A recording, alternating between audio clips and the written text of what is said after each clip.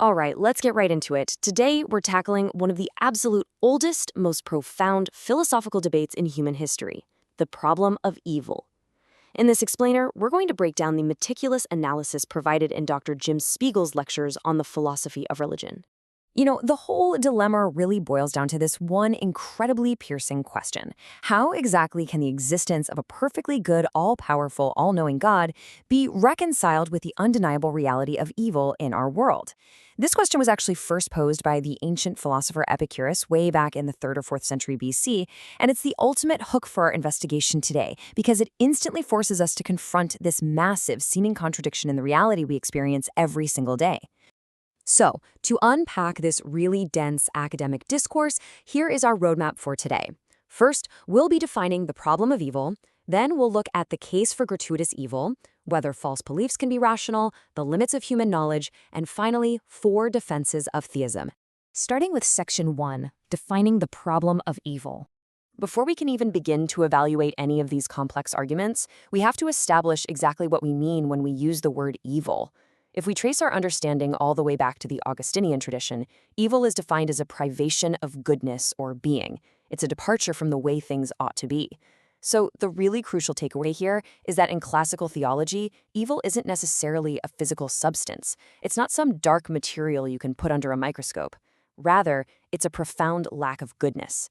Think about it like darkness. Darkness isn't a thing itself. It's literally just the absence of light. It's reality failing to conform to how things ought to be. Now, we generally experience this in 2 major categories. On one side, you've got natural evil. These are your devastating hurricanes, infectious diseases, birth defects, things that result from the natural world. On the flip side, we have moral evil, which results entirely from the choices of free beings. This includes your actions like theft, lying, and murder. Both are profound privations of goodness, but as you can see, their origins are fundamentally completely different. Which brings us to Section 2. The case for gratuitous evil. Let's look at how a philosopher named William Rowe utilizes that first category, natural evil, to construct a formal case against theism. Rowe taught at Purdue University for years, and he authored this widely anthologized paper that honestly changed the entire landscape of this debate. He essentially argues that atheism is rationally justified simply based on the intense suffering we observe all around us. He sets up this really elegant 3-step argument. Step 1, intense suffering exists that an all-powerful God could prevent. Step 2, a good God would prevent it unless it served a greater good. And step 3, therefore, such a God does not exist. Now notice where the tension actually lies here. Rowe points out that both theists and atheists totally accept that second premise, right? Nobody debates that a completely good being would stop pointless pain if they had the power to do so. That makes the existence of unprevented, intense suffering the absolute linchpin of his entire atheistic conclusion. To back up that first premise, Rowe points to visceral examples of what he calls gratuitous evil. He defines this as suffering that is completely unnecessary and does literally nothing to contribute to a greater good. He gives this very famous, albeit totally heartbreaking illustration. Imagine a young fawn getting trapped in a forest fire, suffering horribly, and dying completely alone in the woods. Rowe asks, what possible greater good could that horrible suffering serve? Since it appears completely pointless to us, he argues it is gratuitous, which strongly supports his conclusion that an all-powerful, all-loving God must not exist. Let's move on to Section 3. Can false beliefs be rational? So if Rowe is so completely convinced by his own argument, how does he view the billions of people who still believe in God?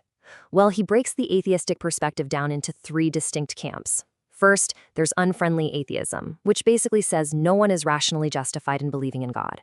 Second, indifferent atheism, which just doesn't take a position at all. And third, friendly atheism. And this is actually where Rowe positions himself. As a friendly atheist, Rowe believes theists are factually wrong about God, but, and this is key, they are still rationally justified in holding that belief based on how they construe the world around them. To explain how on Earth a false belief can still be perfectly rational, think about it like this. Imagine a commercial jet crashes in the middle of the Pacific Ocean.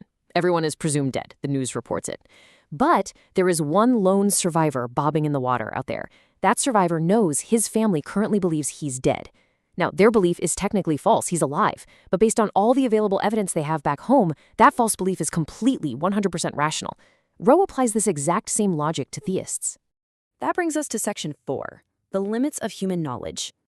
Now, just when Rowe's argument might seem insurmountable, we have to look at the theistic counter-argument. Enter the late Christian epistemologist William Alston. Alston directly attacks Rowe's premise by serving up a pretty heavy dose of philosophical humble pie. He focuses entirely on our extreme epistemic limits, basically arguing that we simply lack the capacity, physically, metaphysically, morally, to ever confidently declare that any evil is truly gratuitous. Alston says that claiming an evil is definitively gratuitous relies on this fatally flawed, super simplistic inference that we humans use way too often. It goes, so far as I can tell, P is the case. Therefore, P is the case. Just think about that logic for a second. Alston's point is that just because we can't immediately see a reason for the fawn's suffering absolutely doesn't mean a reason doesn't exist. Our inability to perceive a greater good does not equal the absence of a greater good. To really put this in perspective, it's literally like two armchair football fans fiercely debating whether Tom Brady or Peyton Manning is the greatest quarterback ever. Both fans are super confident, right? But their actual data is radically insufficient. Alston points out that evaluating complex metaphysical and moral realities is incredibly difficult.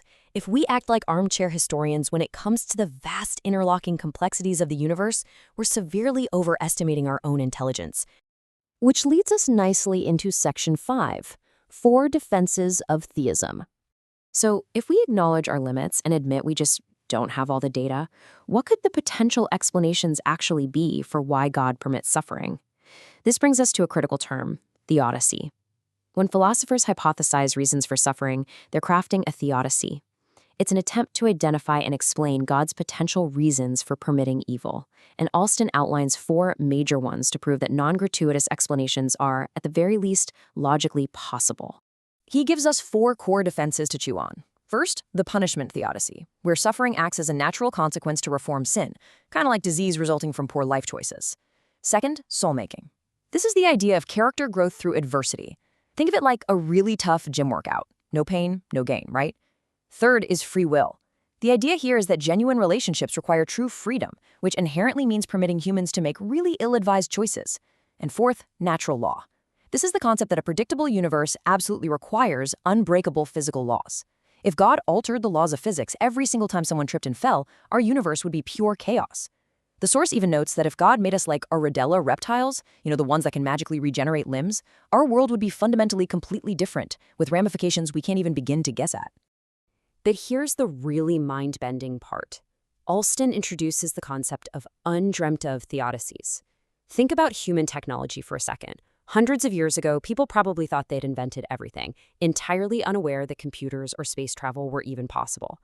Alston argues philosophy works the exact same way. Just as we haven't reached the limit of technological invention, there may be brilliant, completely undreamt of theodicies yet to be discovered by future philosophers that perfectly, cleanly reconcile God and evil. So, where does that leave us?